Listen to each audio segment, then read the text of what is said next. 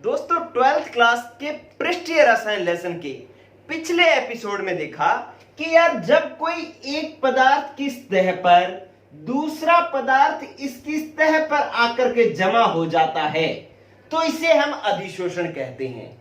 तो पिछले एपिसोड में आपने अधिशोषण सीखा था, आज सीखेंगे अधिशोषण क्यों होता है और अधिशोषण की ऊष्मागतिकीय व्याख्या कैसे की जाती है। बहुत इंपॉर्टेंट क्लास है, बहुत छोटी क्लास है, आप पूरी क्लास तक साथ जुड़े रहें। आप सीख रहे हैं chemistry with Teju sir channel पर। बता रहा हूं बच्चों अधिशोषण का कारण। देखो, जिस पदार्थ की सतह पर अधिशोषण होता है उसे हम क्या कहते हैं? अधिशोषक। तो बच्चों ये मैंने बनाया क्या? अधिशोषक बना। ठीक है, ये अधिशोषक जो होगा वो अवयवी कणों से मिलकर बना होगा। ये चाहे परमाणु हो, अणु हो, इनसे मिलकर बना हुआ होगा। इसके अंदर बहुत सारे परमाणु अणु मिलकर के जो है ये क्या करेंगे? इस अधिशोषक का निर्माण करेंगे। इस तरीके से ये अधिशोषक है हमारे पास कि ये बहुत सारे कणों से मिलकर के बना हुआ है। ठीक है, ये अधिशोषक। लेकिन अगर आप इसको पूरे अच्छे से देखो, गौर से देखो, तो आपको एक बात समझ में आएगी। क्या समझ में आएगी?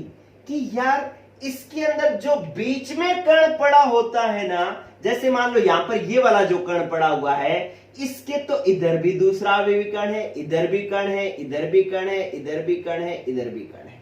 ठीक है, इसका मतलब ये अपने चारों तरफ से घिरा हुआ है और ये कण चारों तरफ से इसको आकर्षित कर रहे हैं। इस बीच में उपस्थित कण के चारों तरफ समान आकर्षण बल लग रहे हैं।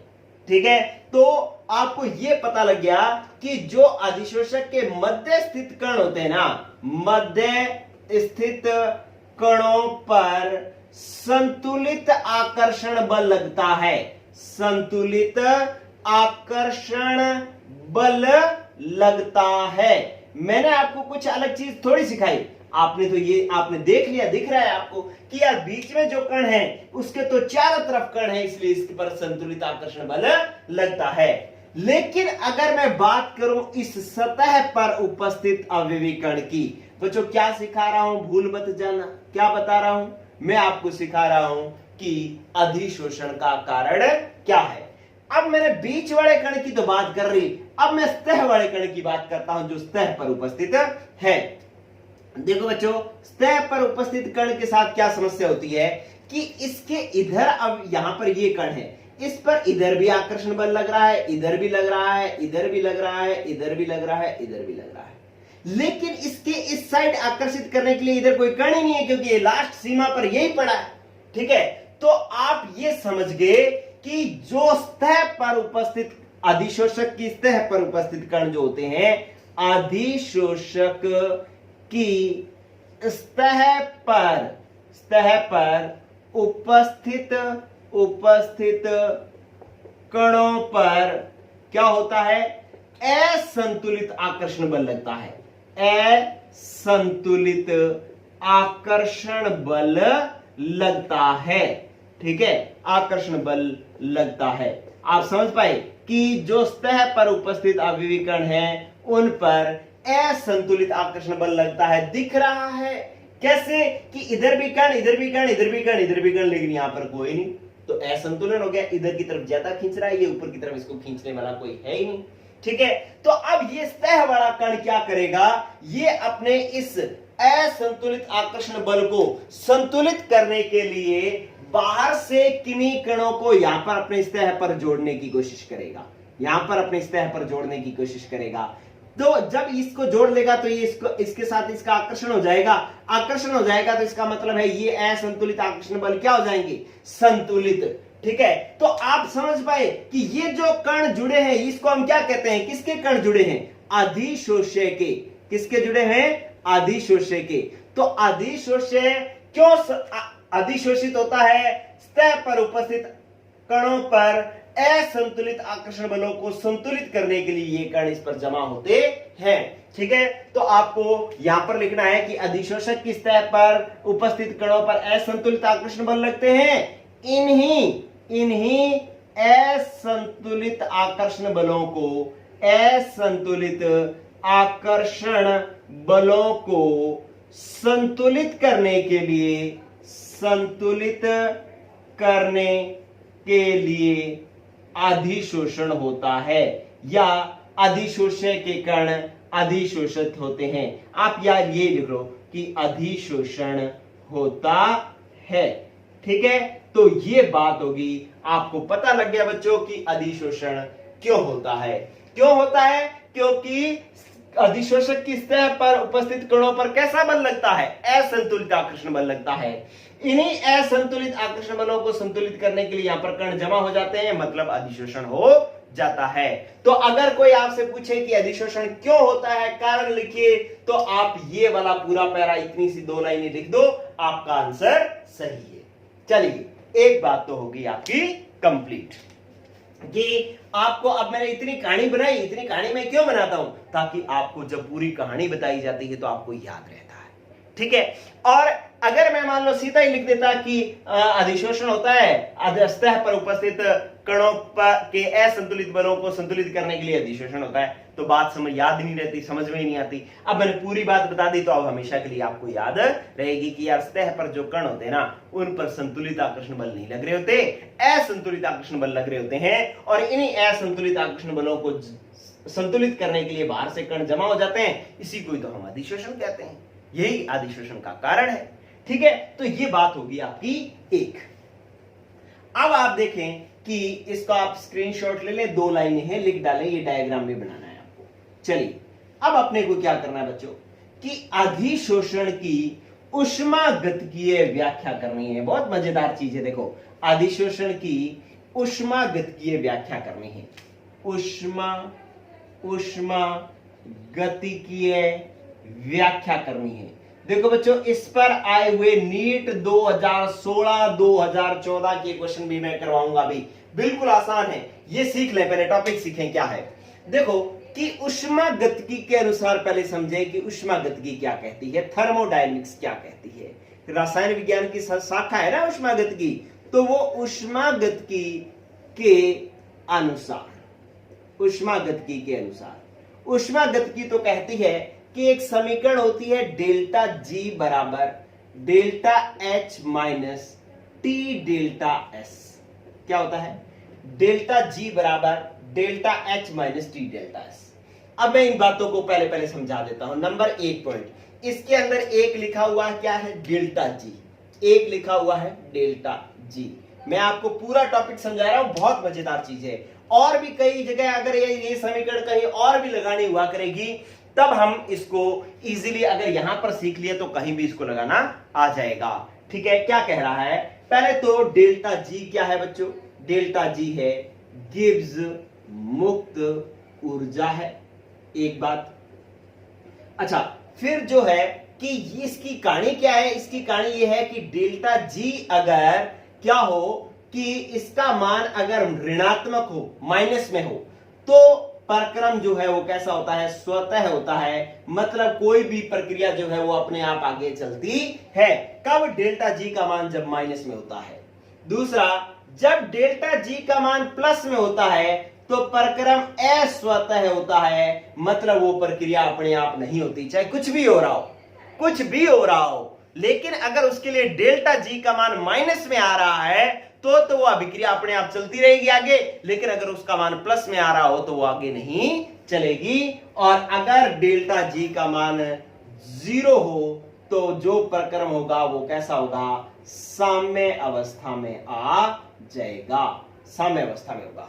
ठीक है, तो आपको पता लग गया इस समीकरण के अनुसार, ऊष्मागतिकी के अनुसार समीकरण थी डेल्टा जी बराबर delta H minus T delta S, और इसने कह दिया कि डेल्टा जी गिब्स मुक्त ऊर्जा है और इसका मान माइनस में होता है तो प्रक्रम स्वतः चलता है, प्लस में होता है तो एस होता है और 0 होता है तो साम्य अवस्था में होता है। ठीक है, चलिए अब बात आती है दूसरी राशि, क्या? डेल्टा एच की। पहले आप ऊष्मागतिकी समझ लो, ठीक है, थर्मोडायनेमिक्स समझ लो, फिर हम इसकी अधिशोषण की व्याख्या करेंगे। चले, व्याख्या, ऊष्मागतिकीय व्याख्या है ये, व्याख्याता नहीं। चलो, डेल्टा जी डेल्टा एच जो है वो है एंथैल्पी परिवर्तन। क्या है? एंथैल्पी, एंथैल्पी परिवर्तन है। ठीक है, आप ये जानना, इसको मैं स्टार डाल करके लिख रहा हूं, हमेशा के लिए याद रख लेना क्या, कि जब भी किसी प्रक्रिया में बंध निर्माण होता है, बंध निर्माण होता है, तो डेल्टा जी का मान ऋणात्मक होता है। जब भी कभी बंध बनता है ना, ऐसे बंध बनता है किसी के बीच में, तो डेल्टा एच का मान क्या होता है, माइनस। और जब बंध टूटता है तो डेल्टा एच का मान क्या होता है, प्लस। ठीक है, तो जब बंध निर्माण होता है तो डेल्टा जी का मान, डेल्टा एच का मान माइनस होता है, और जब बंध टूटता है तो डेल्टा एच का मान होता है पॉजिटिव। ठीक है, बंध बनता है तो डेल्टा एच माइनस होता है, और बंध टूटता है तो डेल्टा एच का मान प्लस होता है। ये जो है आपको ध्यान रखना है। चलिए, अब आपके पास क्या रह गया, टी। टी तो सिंपल सी बात है कि टी क्या है, आपके पास ताप है। टी तो बच्चों क्या है, आपके पास ताप है। ठीक है, अब आओ आप कि ये तो कम ज्यादा करेंगे, वो तो बाद की बात है। इसके बाद आपके पास क्या आ गया, डेल्टा एस। डेल्टा एस, ये समझें आप, डेल्टा एस बहुत जरूरी है। देखो, जिन्होंने 11th अच्छे से कर रखा है उनको तो आता है, जिन्होंने नहीं कर रखा वो बहुत अच्छे से सीख लें इसको। ये है डेल्टा एस, होता है बच्चों एंट्रोपी परिवर्तन। क्या होता है, एंट्रोपी परिवर्तन। और एंट्रोपी होती क्या है कि अव्यवस्था की माप को एंट्रोपी कहते हैं। कि कोई सिस्टम जितना ज्यादा अव्यवस्थित है, बिखरा हुआ है, उसकी एंट्रोपी उतनी ज्यादा है, उसकी एंट्रोपी उतनी ज्यादा है। और जो जितना व्यवस्थित है, बिल्कुल सिस्टमेटिक है, तो उसकी एंट्रोपी क्या है बच्चों, कम है। उसकी एंट्रोपी क्या है, कम। अगर मैं बात करूं कि ये मेरे पास गैस है, गैस, ठीक है, तो इसके कण ज्यादा इधर उधर घूम रहे, तो इसकी एंट्रोपी क्या है, ज्यादा। फिर अगर मैंने कहा कि ये द्रव है, द्रव, तो इसकी एंट्रोपी क्या होगी, इसकी तुलना में इसके कण कम हलचल करते हैं, तो इसका मतलब इसकी एंट्रोपी कम है। और फिर मैंने कहा कि ये मेरे पास ठोस है, अब ठोस के कण तो बिल्कुल एक जगह स्थिर रहते हैं, तो इसलिए इसकी एंट्रोपी सबसे कम होती है। ठीक है, तो ये है एंट्रोपी परिवर्तन। एंट्रोपी परिवर्तन को भी आप समझ लें कि अगर किसी के अंदर एंट्रोपी मतलब अगर मैं बात करूं कि किसी निकाय में, किसी सिस्टम में ऐसा हो कि अव्यवस्था जो है ना, अव्यवस्था बढ़े, अव्यवस्था बढ़े। आपका रूम आपका बहुत ज्यादा सिस्टमेटिक, बिल्कुल बेड था, अलग से किताबें जची हुई थी, सब कुछ सही था। आप स्कूल से आए, आपने सारी किताबें फेंक दी, बैग फेंक दिया, कपड़े उतार उतार के फेंक दिए, ठीक है, तो सारा क्या कर दिया, कचरा। तो एंट्रोपी बढ़ गई या घट गई, बढ़ गई ना। ठीक है, तो अव्यवस्था बढ़े तो एंट्रोपी बढ़ती, एंट्रोपी बढ़ती है। और एंट्रोपी बढ़ेगी तो डेल्टा एस का मान क्या आएगा बच्चों, पॉजिटिव। डेल्टा एस का मान क्या आएगा, पॉजिटिव। और अगर अव्यवस्था घटे, अव्यवस्था घटे, तो एंट्रोपी क्या होती है, एंट्रोपी भी घटती है। जब एंट्रोपी घटती है तो डेल्टा एस का मान क्या आएगा, माइनस। डेल्टा एस का मान क्या आएगा, माइनस। ठीक है, तो ये सारी चीजें होगी। मैंने इस पूरी समीकरण की ऊष्मागतिकीय के बारे में बात कर ली है, लेकिन अभी तक मैंने अधिशोषण की बात नहीं की। अब मैं बात करता हूं अधिशोषण की। इधर गौर करें, इधर समझें आप कहानी। ये रहा, होता क्या है कि ये मेरे पास था अधिशोषक। अब मजेदार बात बनेगी, अगर इन बातों को समझ गए तो अब मैं इसको अधिशोषण पर अप्लाई करूंगा। ये जो चीजें सीखे इस पर पटकूंगा इन सारी चीजों को। इधर गौर करें क्या कर रहा हूं मैं। ये था मेरे पास एक अधिशोषक, अधिशोषक ठोस था, और यहां पर एक मैंने ले ली गैस। ये क्या है, गैस, जो किसका काम कर रहा है, ये ठोस था, ये किसका काम कर रहा है, अधिशोषक का। ठीक है, फिर इन दोनों को जब पास पास में लाए तो कौन सी प्रक्रिया होगी, अधिशोषण होगी। कौन सी प्रक्रिया होगी, अधिशोषण। और अधिशोषण होने से इस गैस के कण जो है इस ठोस पर क्या हो जाएंगे बच्चों, जमा हो जाएंगे। ये गैस के कण जो है इस ठोस की सतह पर, यहां पर सतह पर आकर के बैठ जाएंगे। यही तो क्या है, अधिशोषण। अधिशोषण हो जाएगा, ये जमा हो गए, बस ये प्रक्रिया है। अब ये जो बनाया है ना मैंने, इसको इस पर अप्लाई करते हैं। देखो कैसे अप्लाई करते हैं। पहली बात करते हैं एंथैल्पी की। ये तो गिब्स मुक्त ऊर्जा, ये तो अपने को मान ज्ञात करना है, इसकी बात अपने करते हैं। इसकी बात क्या करेंगे कि इसके अंदर अधिशोषक और अधिशोष्य के बीच में देखो बंध बन रहे हैं। इन दोनों के बीच में बंध क्या हो रहा है, बन रहा है। गैस और ठोस के बीच में बंध बन रहा है। और मैंने अभी अभी आपको बताया कि बंध निर्माण प्रक्रिया हो, बंध निर्माण हो तो डेल्टा एच का मान क्या होता है, ऋणात्मक। ऋणात्मक होता है तो इस समीकरण, ये समीकरण जो है जब हमारी बनेगी तो इस अधिशोषण के लिए डेल्टा एच का मान क्या आएगा, माइनस। डेल्टा एच का मान क्या आएगा, माइनस। ठीक है, अभी चलो मैं लिख देता हूं यहां पर, इसको अलग से लिख देता हूं। ये लो, यहां पर डेल्टा एच का मान तो आपका आ गया माइनस, क्योंकि गैस के कण और ठोस के बीच में बंध बन रहा है। ठीक है, और इसका मतलब है बंध बन रहा है तो ऊर्जा निकलती है, और जो ऊर्जा या ऊष्मा निकलती है उसको हम कहते हैं अधिशोषण। अधिशोषण एंथैल्पी, क्या कहते हैं, अधिशोषण एंथैल्पी। यहां पर पता क्या होता है, बंध निर्माण होता है तो ऊर्जा निकलती होती है, ऊर्जा निकलती है, इसलिए डेल्टा एच का मान ऋणात्मक होता है। और जब बंध टूटता है तो ऊर्जा अवशोषित होती है, ऊर्जा अवशोषित होती है, अवशोषित होती है, इसलिए डेल्टा एच का मान धनात्मक होता है। अब इन दोनों के बीच में बंध बन रहा है तो ऊर्जा निकलेगी।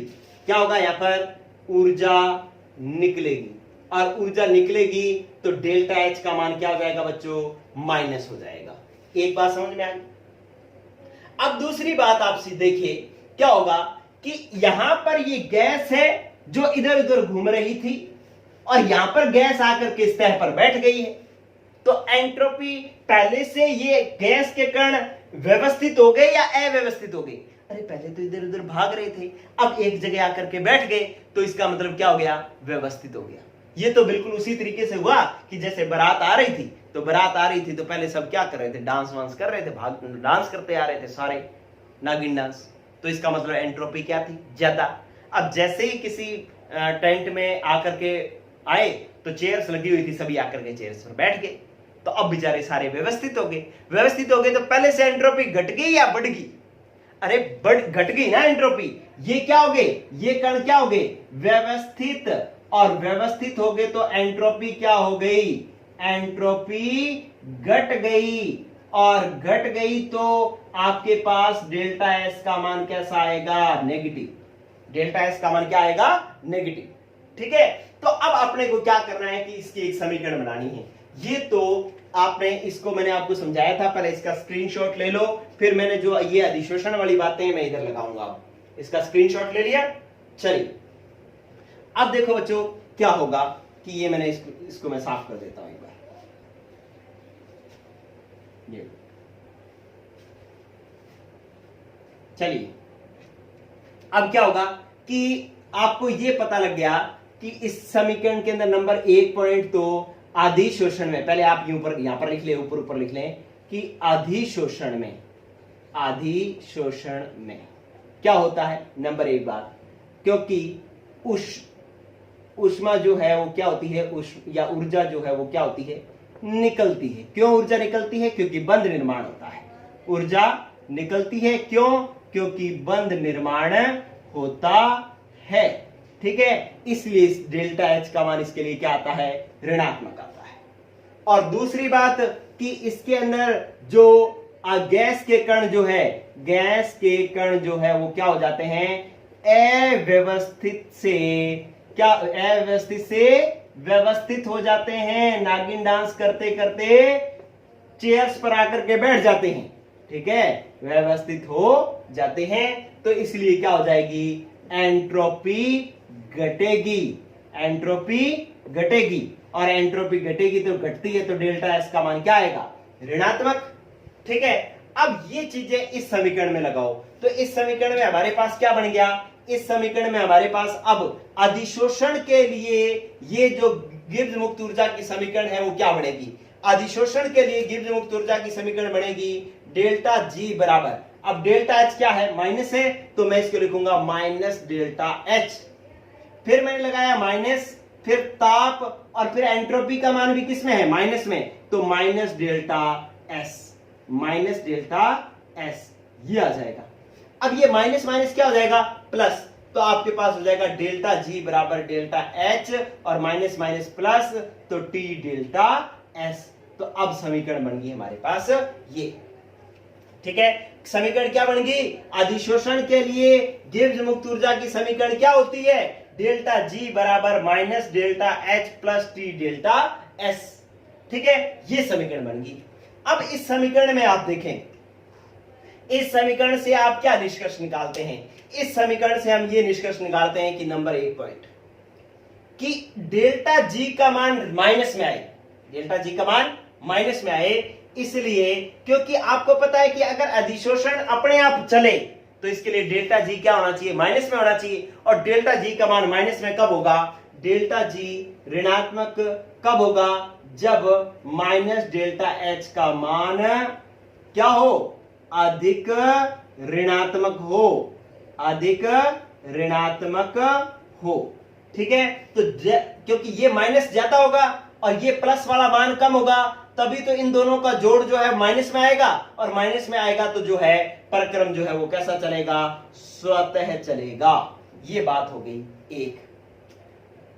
अब इसको माइनस को ज्यादा रखें, इसके लिए क्या करना पड़ेगा, नंबर एक बात कि जो ताप है, इस ताप को हमें क्या करना पड़ेगा, घटाना पड़ेगा, ताप को घटाना पड़ेगा। ये किसके लिए चल रहा है, कि प्रक्रम अपने आप हो, अधिशोषण अपने आप हो। ये कब होगा, जब नंबर एक बार डेल्टा जी का मान माइनस में होगा, और माइनस में कब होगा, जब ये माइनस वाला मान ज्यादा होगा, माइनस वाला मान मतलब माइनस डेल्टा एच का मान अधिक ऋणात्मक हो, तब, और तब ये प्रक्रम स्वतः चलेगा।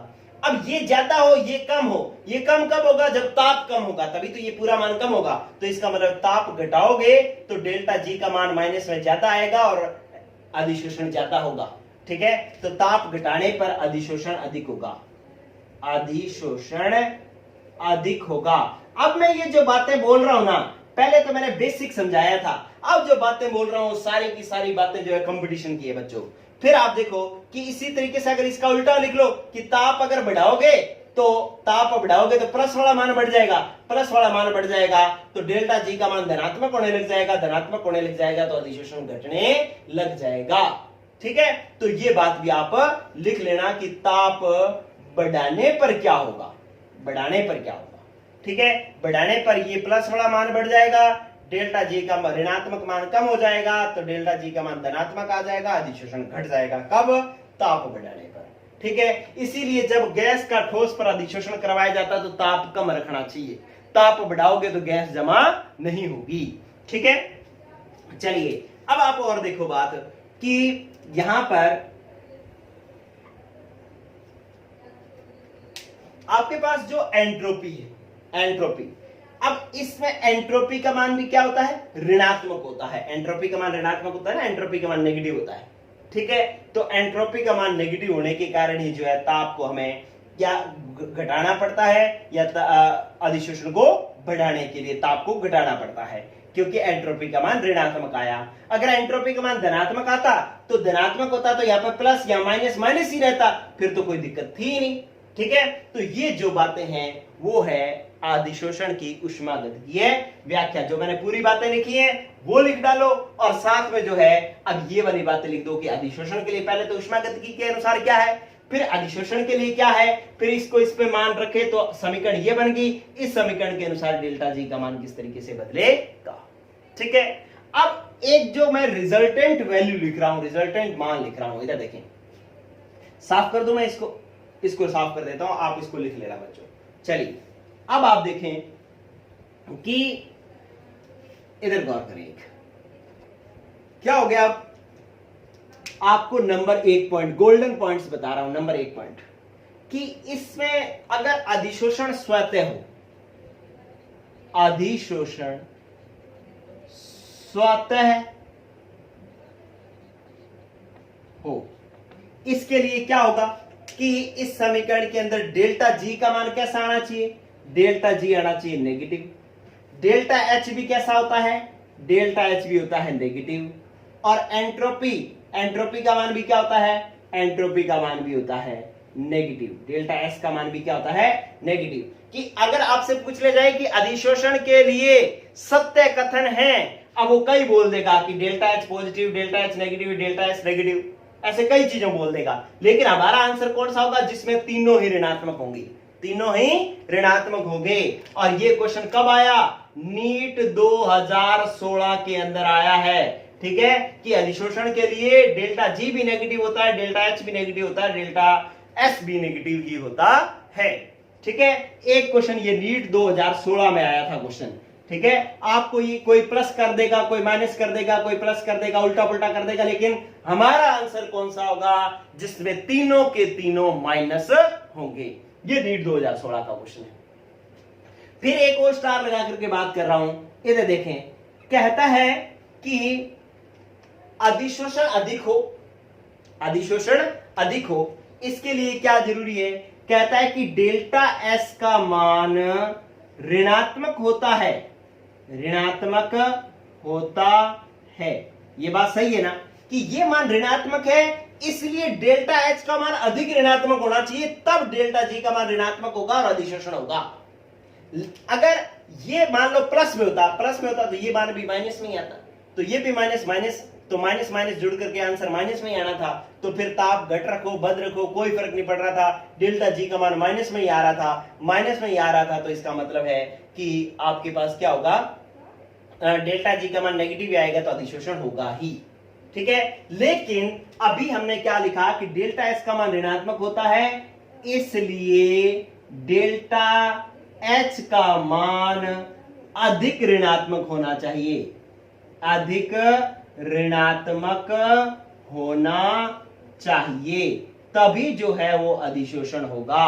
तो आपसे प्रश्न आता है कि अधिशोषण होने के लिए या अधिशोषण अधिक होने के लिए क्या निम्न में से कौन सा कथन सही है? कि डेल्टा एस का मान ऋणात्मक होता है, इसलिए डेल्टा एच का मान अधिक ऋणात्मक होना चाहिए। ये आपके पास आंसर आएगा। अगर आपको कोई और ऑप्शन दे देता है कि डेल्टा एस का मान धनात्मक होता है, इसलिए डेल्टा एच का मान ऋणात्मक होना चाहिए, डेल्टा एस का मान ऋणात्मक होता है, इसलिए डेल्टा एच का मान धनात्मक होना चाहिए, ऐसे उल्टा उल्टा करके कुछ भी दे देगा। हमें ये पता है कि यार जब अधिशोषण होता है तो एंट्रोपी घटती है, इसलिए डेल्टा एस का मान ऋणात्मक होता है और ऋणात्मक होता है। अगर आपको फिर भी अधिशोषण करवाना है तो डेल्टा एच का मान अधिक ऋणात्मक होना चाहिए, ये दोनों ऋणात्मक होते हैं। क्लियर? तो ये क्वेश्चन कब आया था? ये क्वेश्चन आया था बच्चों आपके पास AIPMT 2014 के अंदर ये क्वेश्चन आया हुआ है। ठीक है, तो इस तरीके से ये दो क्वेश्चन हुए बच्चों। अब क्या होगा कि लास्ट बात बता रहा हूं, ये मैं कर रहा हूं साफ, ये दोनों क्वेश्चन ध्यान रखना, नीट 2016 और AIPMT 2014 के क्वेश्चन। चलिए अब आप एक चीज देखें, क्या कि धीरे धीरे क्या होगा कि डेल्टा एस का मान जैसे जैसे यहां पर जमा हो जाएगा, ये सतह बढ़ती जाएगी, वैसे वैसे डेल्टा जी का मान कम ऋणात्मक होता जाता है, कम ऋणात्मक होता जाता है। ठीक है, और एक स्थिति पर माइनस डेल्टा जी बराबर हो जाता है टी डेल्टा एस के। ठीक है, जब ये माइनस वाला मान और प्लस वाला मान दोनों बराबर हो जाएंगे तो डेल्टा जी का मान क्या हो जाएगा? डेल्टा जी का मान हो जाएगा 0।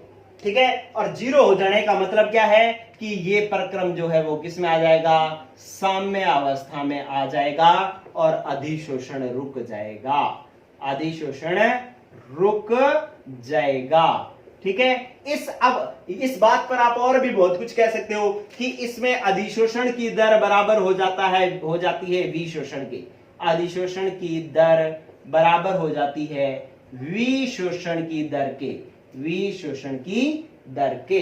इसी को तो साम्य अवस्था कहते हैं अपने। ठीक है, तो ये साम्य अवस्था आ जाती है। तो आपको पूछा जाए कि जब अधिशोषण रुक जाता है तब डेल्टा जी का मान क्या होता है? 0, और डेल्टा एच का ऋणात्मक मान और टी डेल्टा एस का धनात्मक मान दोनों क्या हो जाते हैं? बराबर, तब डेल्टा जी का मान 0 हो जाता है और अधिशोषण रुक जाता है, क्योंकि अधिशोषण की दर और विशोषण की दर दोनों बराबर हो जाते हैं। इसी को ही हम साम्य अवस्था कहते हैं। ठीक है बच्चों, तो फुल डिटेल इस टॉपिक की मैंने आपको करवाई है। ये टॉपिक आपको छोटा भी मिल सकता है, लेकिन उससे आपको कहानी समझ में नहीं आएगी। आज आपको पूरी बात समझ में आई है कि यार क्या डेल्टा जी है, क्या एच है, क्या एस है, टी है, सब बातें आपको समझ में आई है। ओके, गुड लक बच्चों, पढ़ते रहो और नेक्स्ट वीडियो में अपने अगला पार्ट देखेंगे। Okay, good luck.